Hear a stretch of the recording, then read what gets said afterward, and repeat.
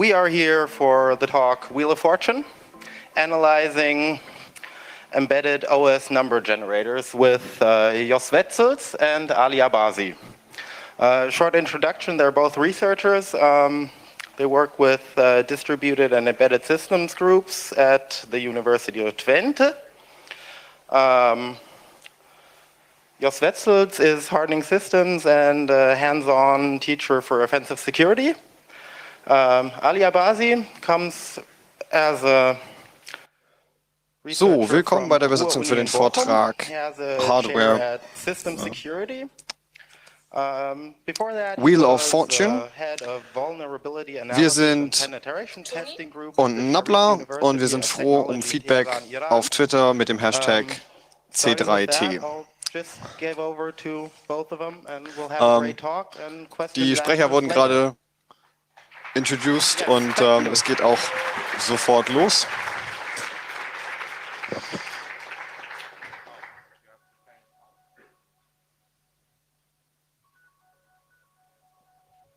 Okay.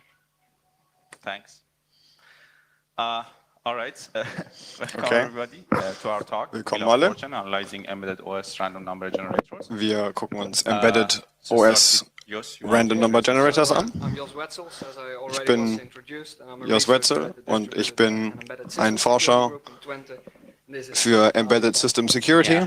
I am Ali Abazi, a PhD student at Distributed and Embedded System Security Group at the University of Twente and visiting researcher at Chair of System Security of Local University Bochum in Germany. So, we start with the introduction. Okay, wir fangen jetzt mit dem Intro an.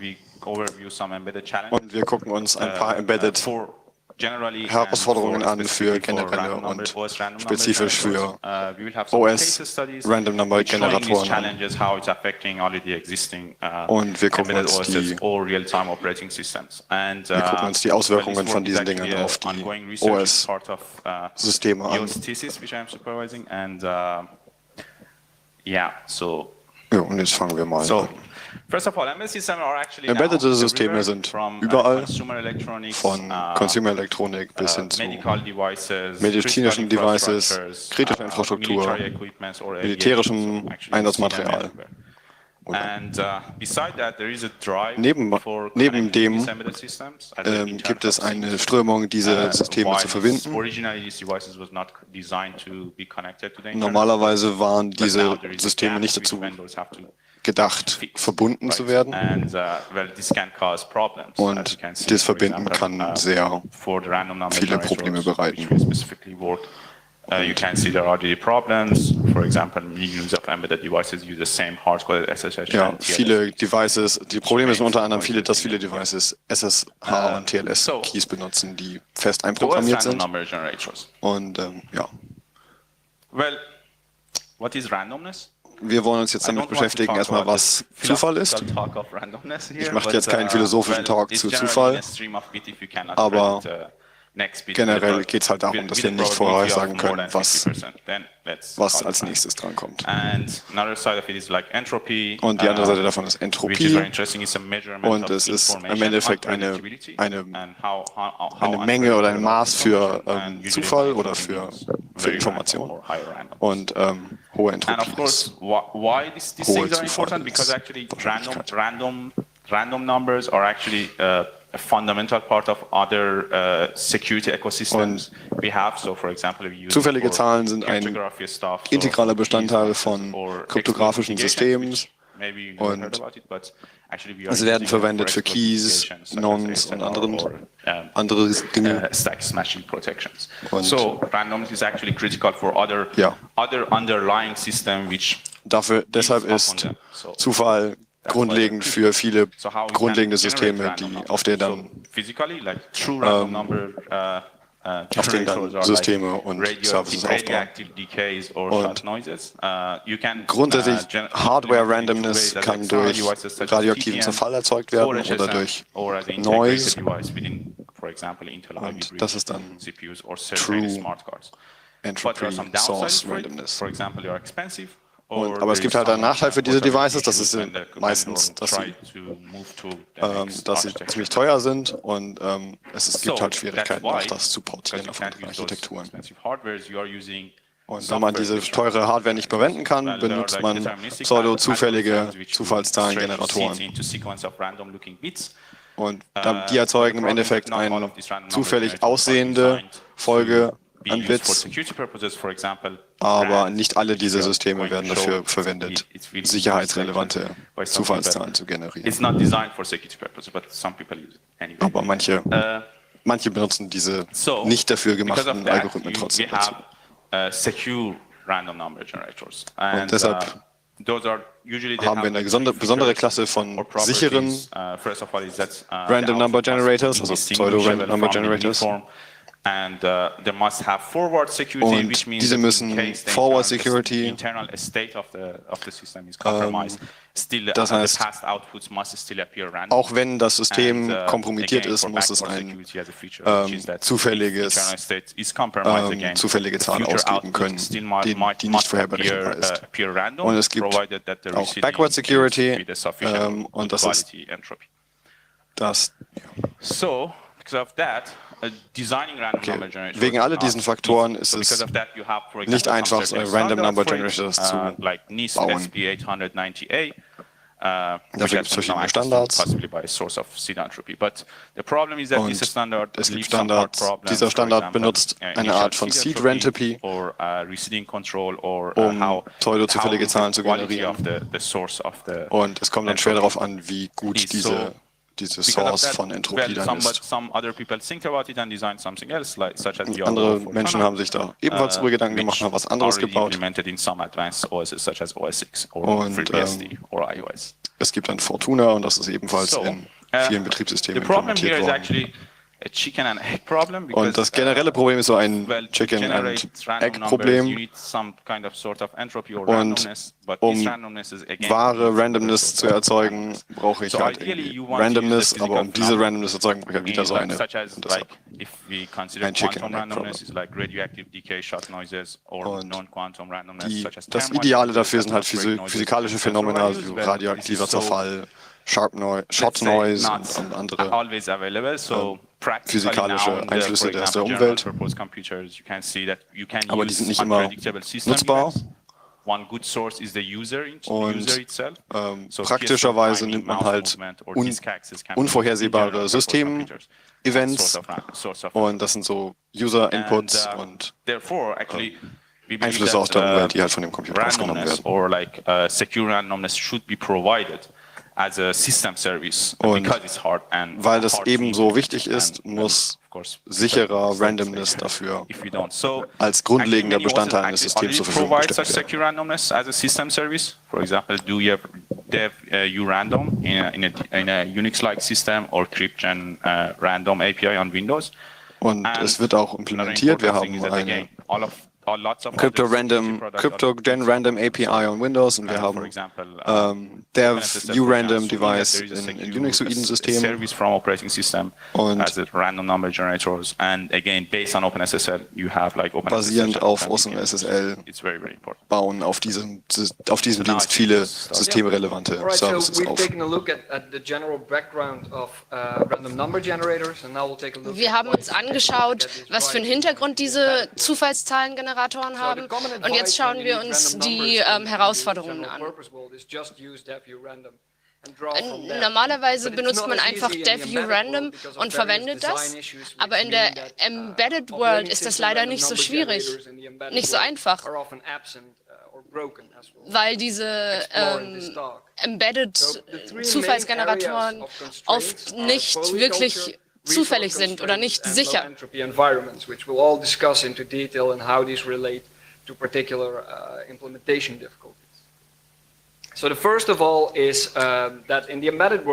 Als erstes ist das Problem, dass es in der Embedded World sehr, sehr viele verschiedene Operating Systems gibt.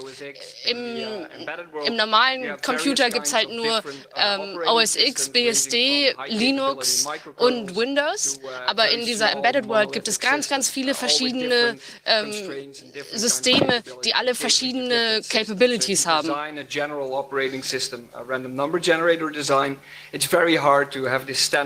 Also ist es schwierig, einen standardisierten Zufallsgenerator zu designen, der für alle diese verschiedenen Systeme passt. Ein ähnliches Problem ist in der Hardware, wo in der Embedded World auch sehr viele verschiedene Mikrocontroller eingesetzt werden. If you design a random number generator based on the assumption that you have some source of hardware, random number generator or physical. Also wenn man davon ausgeht, dass es irgendwie eine physische oder Hardware Zufallsgenerator gibt, dann kann man das eben nicht einsetzen in Chips, die das nicht haben. Und natürlich sind Embedded Devices meistens auch so designt, dass sie möglichst klein sind und möglichst wenig Ressourcen verwenden. Das sorgt dafür, dass zum Beispiel der Prozessor relativ langsam ist. Das heißt, die Kryptologie kann nicht sehr komplex sein. Man kann nicht sehr viel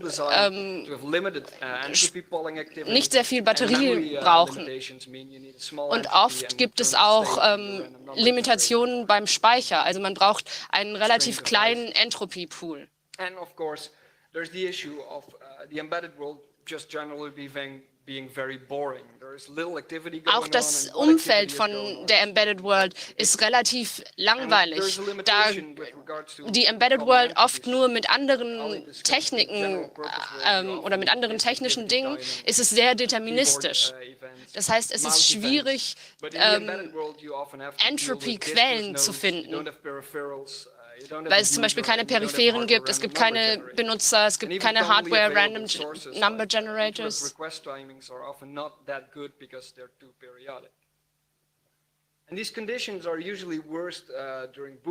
Und diese Bedingungen sind meistens am schlimmsten während des Bootens, weil es am Anfang wirklich sehr, sehr deterministisch ist. Es gibt eine feste Bootsequenz und das funktioniert dann. Das heißt, non-blocking interfaces to random number generators, such as the DEFU random interface, allow from drawing from the random number generator, even when insufficient entropy is aber bestimmte Interfaces sorgen dafür, dass man eine Nummer bekommt oder dass man zufällige Zahlen bekommen kann, auch wenn es eigentlich nicht genug Zufall gibt.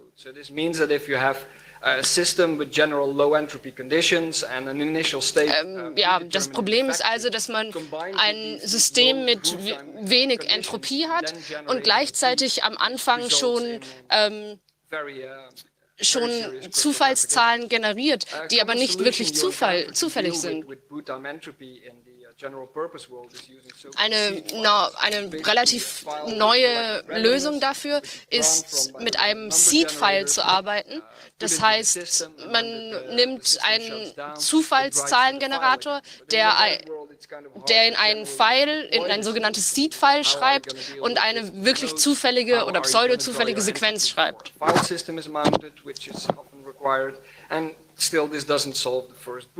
Aber das löst halt immer noch nicht dieses Problem beim Booten.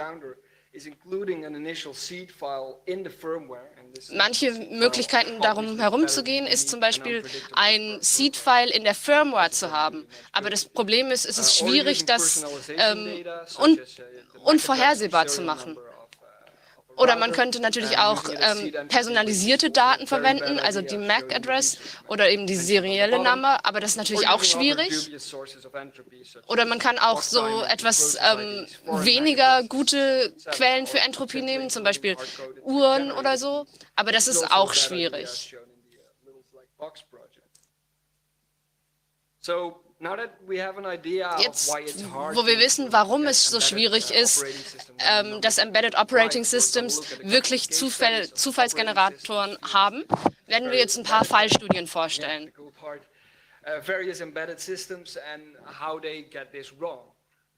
Also hauptsächlich werden wir darüber sprechen, wie jetzt Embedded Systems das umsetzen und wie sie es nicht hinkriegen. Zum Beispiel QNX, das ist ein Unix-like Operating System, das ursprünglich mal auf den Blackberries war. Es ist das System, das unter BlackBerry OS liegt, das auch in Autos, in Routern, sogar in nuklearen Anlagen ist. Es hat eine Def-U-Random-Implementation, die ein bisschen angepasst ist. Die ist non-blocking und die ist im User-Space implementiert. An interesting thing to note is that the random number generator has always started after boot. Das ist gestartet wird das nach dem Boot.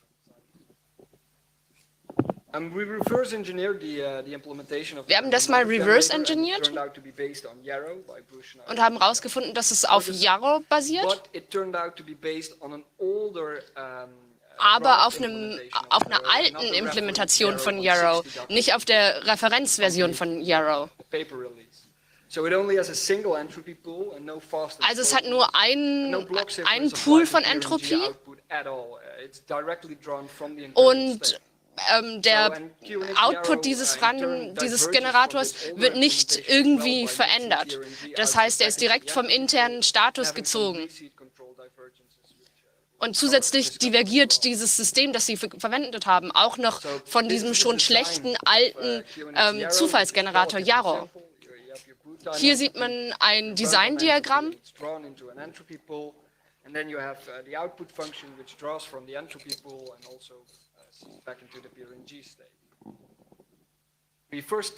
Wir haben dann mal die Qualität des Outputs getestet mit dem Die-Harder und der NIST Statistical Test Suite. Es hat beide dieser Testsuits bestanden, aber das sagt uns halt nur was über den Output und nicht über die Source, also nicht über die Quelle der Entropie. Nachdem wir das reverse engineert haben bei der Boot-Time-Entropie, haben wir herausgefunden, dass die Entropie-Sources System-Time, Clock-Cycles, Proc-PIDs und Def-Names sind. Und dass daraus dann eine Hash-Funktion berechnet wird, die verwendet wird, um Yarrow zu initialisieren. Weil das für uns ein bisschen komisch klang, haben wir mal geguckt, wie die Boot-Time-Entropie wohl aussieht, also was die Qualität dieser Boot-Time-Entropie ist. Wir haben uns gedacht, dass wenn diese Entropie sehr in eine Richtung geht, dass es dann sehr einfach wäre für einen Attacker da reinzugehen und den Internal State zu replizieren. Wir haben 50 Boot-Runs gesammelt und die Rohdaten gesammelt. Die Min-Entropy ist 0,0276. Das ist halt viel, viel weniger als das 1 Bit auf Min-Entropy pro 8 Bit Rohdaten, das man haben möchte. Und hier sieht man eine Visualisierung davon. Wir haben auch die Cross-Boot-Entropie evaluiert, also wie sieht es aus zwischen den einzelnen Bootruns. Und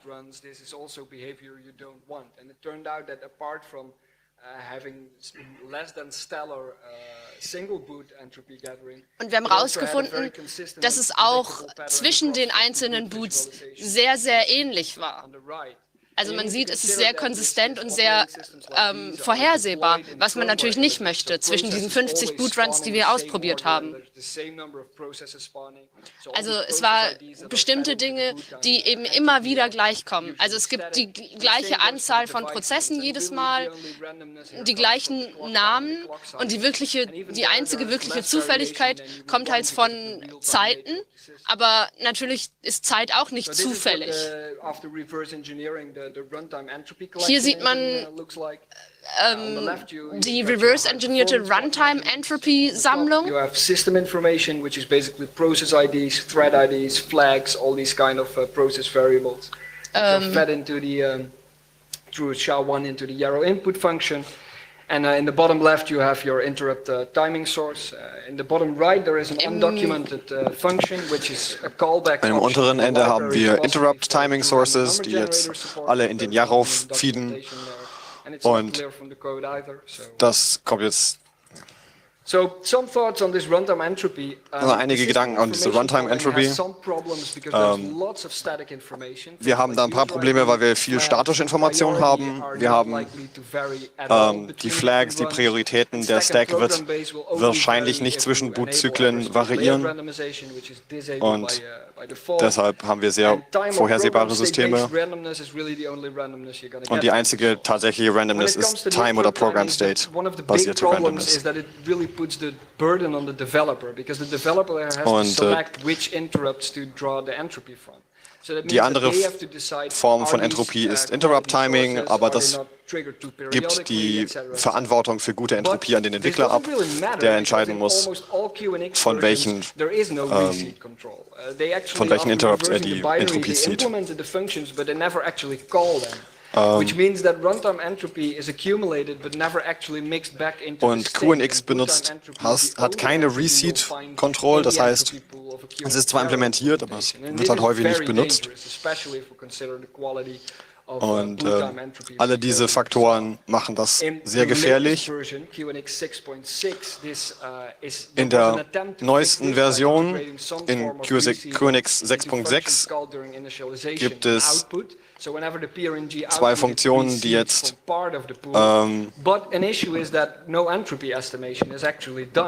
dass wir eine Reseeding-Funktion haben, die ja auch gerufen werden und Entropy zurückfeeden. Und die werden init und werden Init und Output aufgerufen. Glücklicherweise konnten wir ein paar von diesen Problemen an BlackBerry weitergeben und die haben einen neuen Fortuna-based Pseudo-Random Number Generator erzeugt und der soll jetzt Yarrow nachfolgen. Und es gibt Patches für QNX 6.6, die im Januar veröffentlicht werden.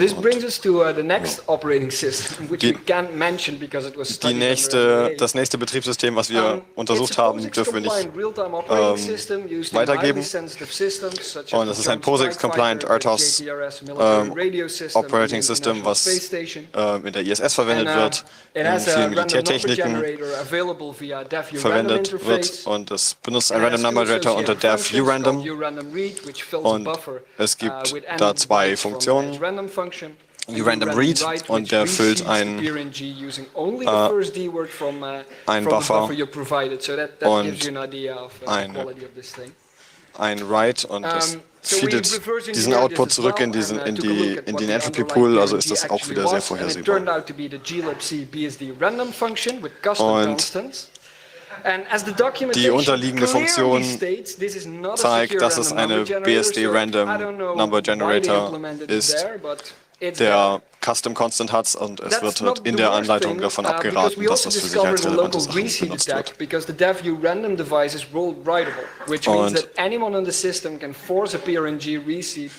Und außerdem ist der ViewRandom world writable, also jeder Prozess kann in den PNG reseeden und damit kann jetzt ein beliebiges Programm den PNG reseeden und damit ist jeder Output von diesem Random Number Generator vorhersehbar. Aber auch wenn das nicht genug ist, haben wir einen bekannten Seed Attack festgestellt.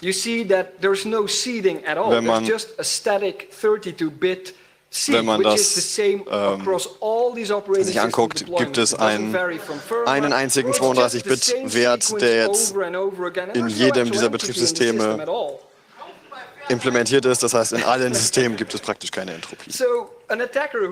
Also ein Angreifer, der diesen PNG-Seed kennt, kann jetzt, weil die Ausgaben deterministisch sind, kann er alle weiteren Zahlen vorher vorausberechnen.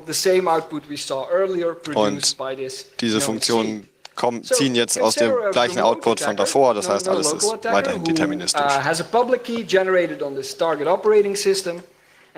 Das heißt, Der Target wird jetzt analysiert, die Funktion wird extrahiert und sobald der State gematcht ist, werden alle Keys weiterhin, also werden alle Keys mit den vom Angreifer replizierten Keys mit übereinstimmen, solange er den Systemzustand einmal kennt. Und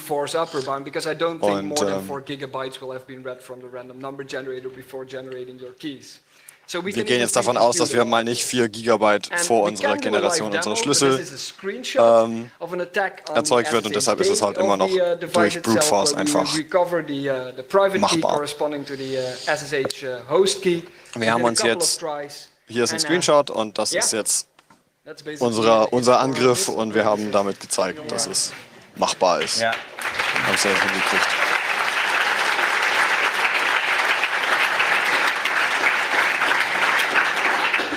And the funny thing is that I don't think even they are going to patch it. Und das Schlimme daran ist, ich glaube noch nicht mal, dass sie es patchen werden. The last case study is VxWorks 6.9. Die Last Case Study ist VxWorks 6.9 und das Initial Release ist in 1987 und ganz viele Hightech-Equipment nutzt eben dieses ArtHouse als Grundlage. Und VxWorks gibt keinen Cipher Secure Pseudo-Random Number Generator und das hat voraussehbare Konsequenzen. Das heißt, man kann nachgucken im Internet, dass die Entwickler im Internet halt Kommentare dazu gekriegt haben, dass sie im Endeffekt ihr System bereits unsicher ist. Und wie wir auch am Anfang gesagt haben, dass das System einfach nicht sicher ist und deshalb auch nicht für sicherheitsrelevante Zwecke benutzt werden sollte. Wenn man nun denkt, dass dieses System actually is not. Actually, in the embedded OSs and real-time wenn man jetzt denkt, dass es in anderen OSs majority of them do not besser ist, dann ist man falsch, weil auch diese alle keine Secure Random Number Generator with these problems, but well, VxWorks is one of the biggest one, and you expect that they provide something which they don't. Und man erwartet, dass sie irgendwas bereitstellen, aber das tun sie eben nicht. Und was sollen wir jetzt mitnehmen? Die Embedded-Welt ist sehr harsh und es gibt viele Constraints, die man mit einbeziehen muss in das Design und das limitiert die Source von Entropy ganz eindeutig. Die Burden die Verantwortung nicht auf die Developers ablegen, weil sie werden das nicht hinkriegen. Und wir brauchen mehr Nachforschung, wir brauchen mehr Scrutiny, wir müssen uns mehr herannehmen, wir müssen uns halt damit intensiver beschäftigen, damit wir die alle oder hoffentlich alle dann mit der General Purpose World auf eine Ebene bringen. Wenn wir jetzt noch Fragen haben, können wir die jetzt stellen und wir bedanken uns für den Talk.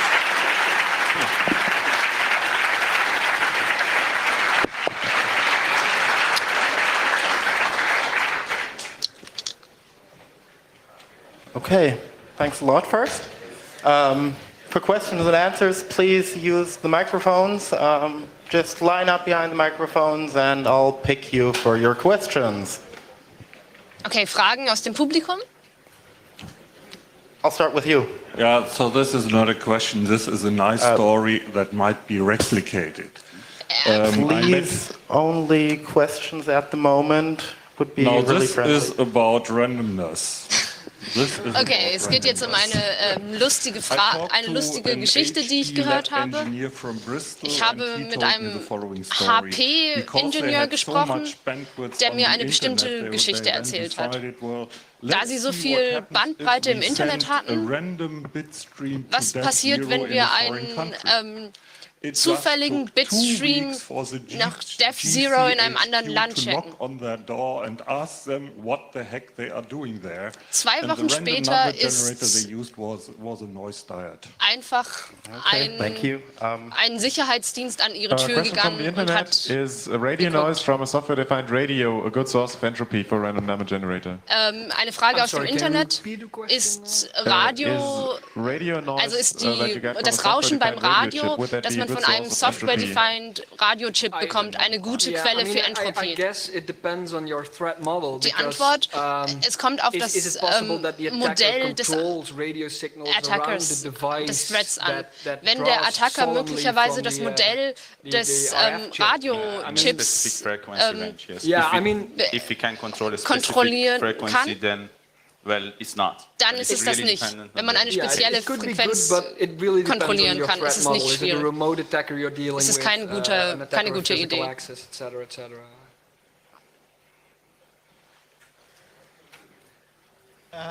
One of the slides you mentioned.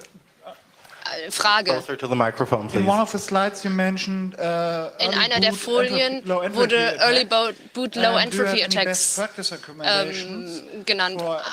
Habt ihr Best Practice Empfehlungen?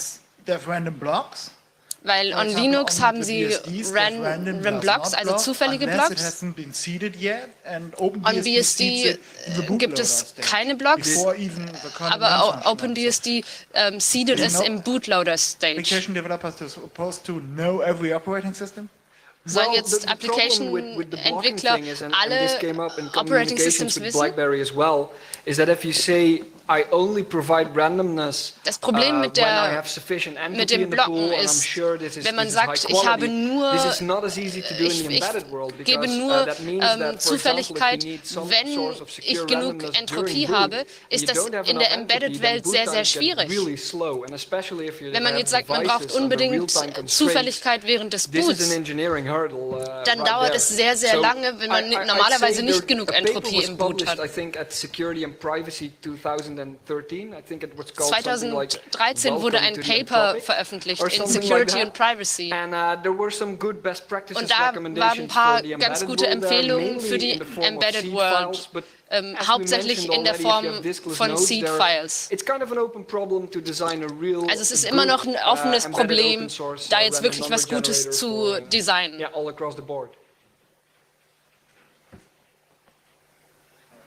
Second microphone back there, please. Thank you.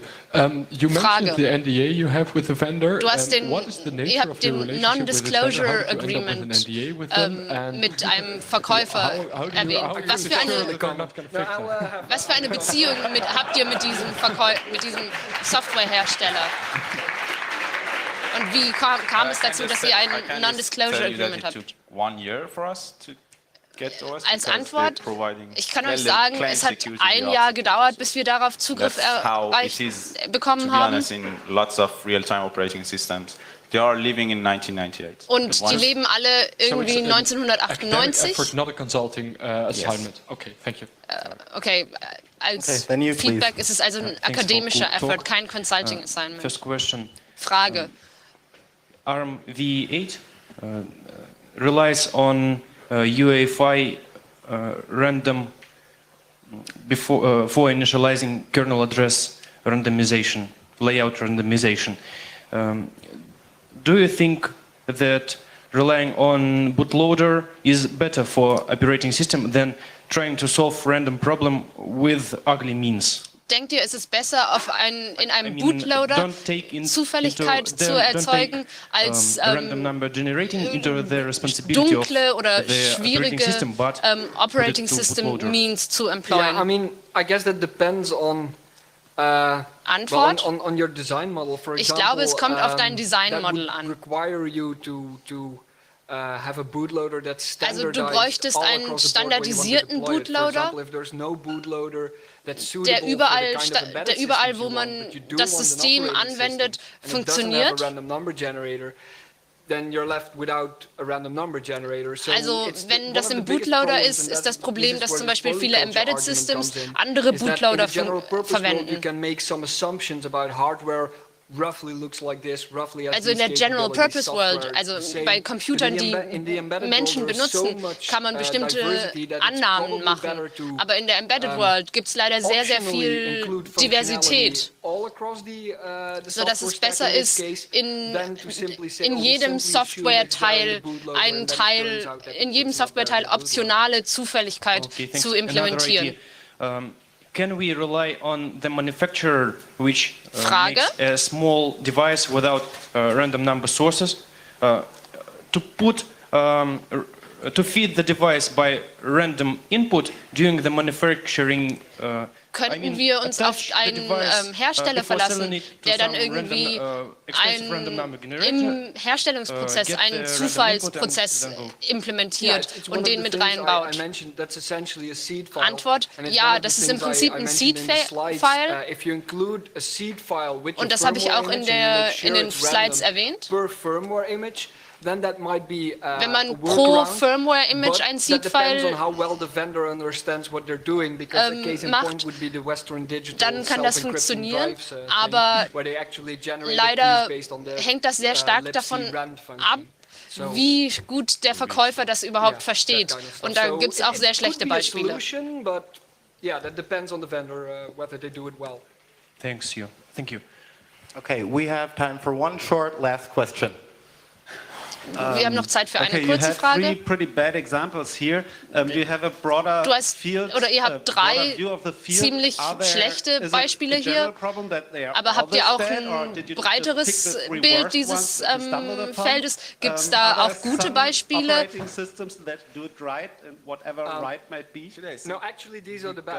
Antwort, das wir euch gezeigt haben, ist das Beste.